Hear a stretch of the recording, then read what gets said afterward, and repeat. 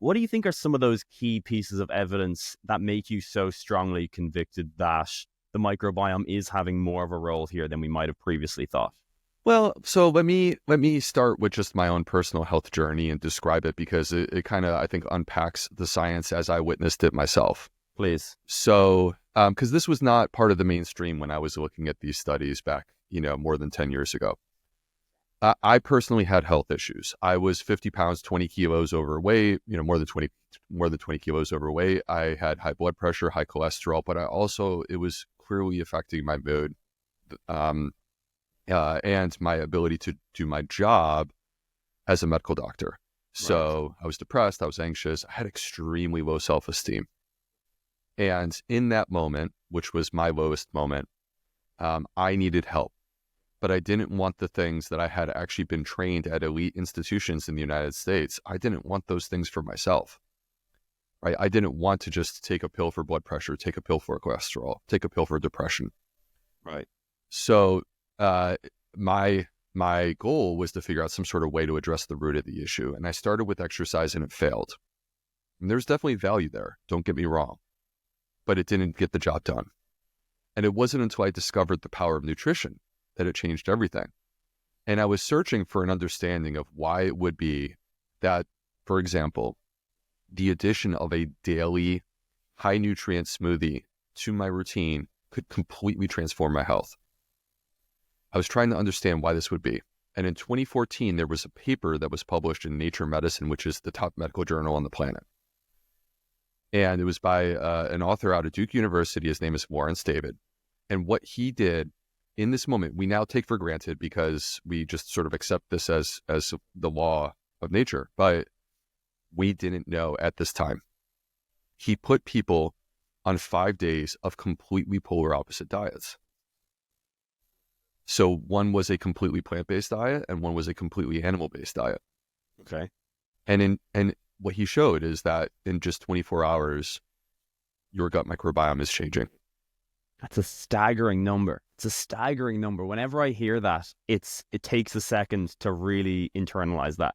Because usually my sort of skeptic meter goes up when people say you can have widespread changes in the body or brain very quickly. There's a lot of sort of charlatans out there that will say, oh, change your brain in 10 minutes, like rewire your brain in 5 minutes. I'm always skeptical about that, but I really do believe that in this case, it's true that you can have a fundamentally different microbiome in only 24 hours, but that's quite staggering. Well, and we have to quantify that, right? Because I think your skepticism meter is appropriate, which is to say that I'm not talking about a radical transformation of your microbiome in 24 hours. Right. A detectable change, right? A detectable change that is showing you that there is an effect and we are moving in a new direction is achieved within 24 hours. If you want to radically transform your gut microbiome, how long that will take depends on the individual person. So I've taken care of a lot of people with Crohn's disease and ulcerative colitis.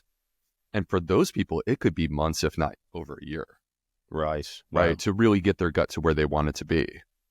Whereas for other people, it may not take so long. To me, typically 4 weeks can be a dramatic improvement, 4 weeks.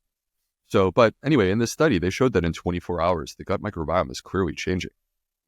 And there was a signature that existed with these two dietary patterns, and they were very different. And it was interesting because many of the things that we are concerned about with an animal-based diet were showing up in the microbiome in just 5 days. And an example is ulcerative colitis. And some of the benefits that we see with a plant-based diet were showing up within 5 days.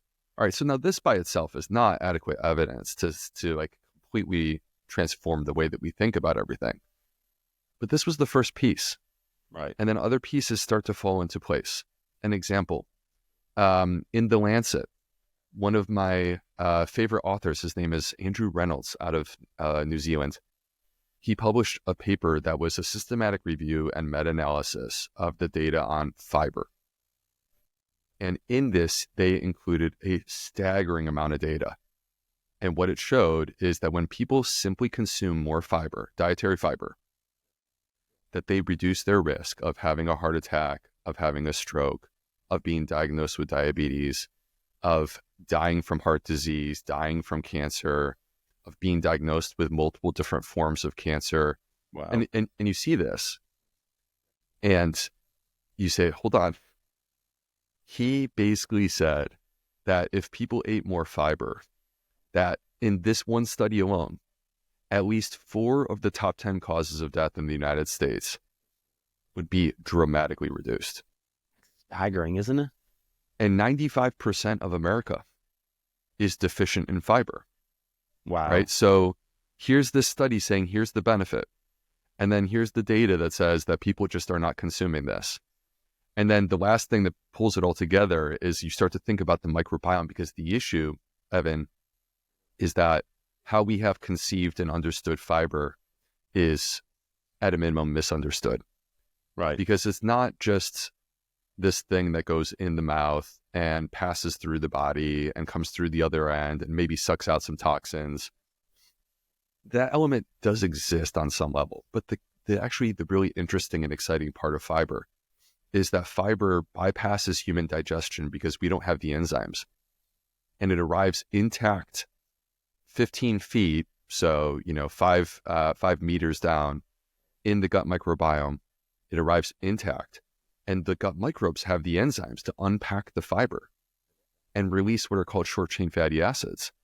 And we can get into the mechanistic data, but basically there's a cascade that happens where this event takes place. The fiber stops being fiber. It's magically become short chain fatty acids like butyrate, acetate, and propionate. And then those short chain fatty acids spread out throughout the body and have healing effects in the gut, at the gut barrier, at the immune system, with our metabolism, at the blood-brain barrier, inside the brain. And so the science starts to fall into place where you say, okay, if you believe that fiber is beneficial, then you are required to believe that the gut microbiome is beneficial as well, because the fiber has very limited value without the gut microbiome. Right. And then as you start to explore the path of short chain fatty acids, to me, it completely transformed my view of the body and health. It was, now I see it very different than what I was taught in medical school. It led me to want to share this story. That's what led to my books. And the mission has never changed. It's just quite simple that I feel like there's this story that needs to be shared because it could radically transform people's health. Awesome. Dr. Will Bolsevitz, what an absolute legend. I enjoyed our conversation together so much, and I really hope you enjoyed that clip. If you did, then I really couldn't recommend more. Our full 2-hour long conversation, it was a gut health masterclass. We went into all things mood, motivation, energy levels, to the really strange stuff that you've definitely never heard him talk about before. Check it all out in our full 2-hour long conversation right here.